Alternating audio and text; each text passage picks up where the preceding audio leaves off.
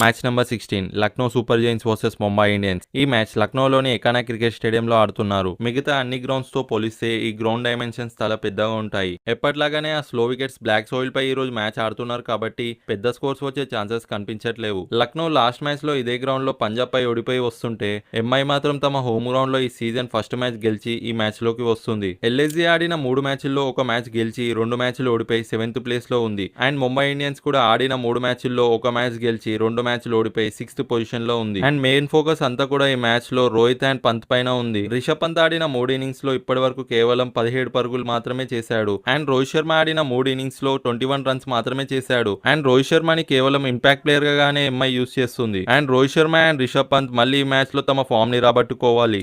IPL 2023 నుండి MI ఆడిన అవే matches గాని గమనిస్తే మొత్తం 18 మ్యాచెస్ ఆడారు. అందులో 13 మ్యాచెస్ ఓడిపోయి కేవలం 5 మ్యాచ్లు మాత్రమే గెలిచారు. ఎంఐకి గత కొన్ని సీజన్లుగా అవే మ్యాచెస్ గెలవడం ఒక ప్రాబ్లం గా మారింది. అండ్ ఇక మ్యాచ్అప్స్ కి వచ్చేస్తే రవి బిష్నాయ్ రోహిత్ శర్మని 6 ఇన్నింగ్స్ లో 2 సార్లు అవుట్ చేశాడు. అండ్ సూర్యకుమార్ ని 7 ఇన్నింగ్స్ లో 3 టైమ్స్ అవుట్ చేశాడు. రెండు టీంలు కూడా సేమ్ ప్లేయింగ్ లెవెల్ తోటే వెళ్తాయి. ఓన్లీ ఎల్ఏజీ లో ఆకాశదీప్ చేంజ్ ఒకటే కనిపించవచ్చు. అండ్ ఇక ఈ రెండు టీంల హెడ్ టు హెడ్ విషయానికి వచ్చేస్తే మొత్తం 6 మ్యాచ్లు జరిగాయి. అందులో 5 మ్యాచ్లు ఎల్ఏజీ గెలిస్తే కేవలం ఒకే మ్యాచ్ ఎంఐ గెలిచింది. నాకు మాత్రం ఈ మ్యాచ్ లో ఎంఐని ఎల్ఏజీ డామినేట్ చేస్తుంది అనిపిస్తుంది. అండ్ మీరేమనుకుంటున్నారో కామెంట్ చేయండి. And thank you for watching.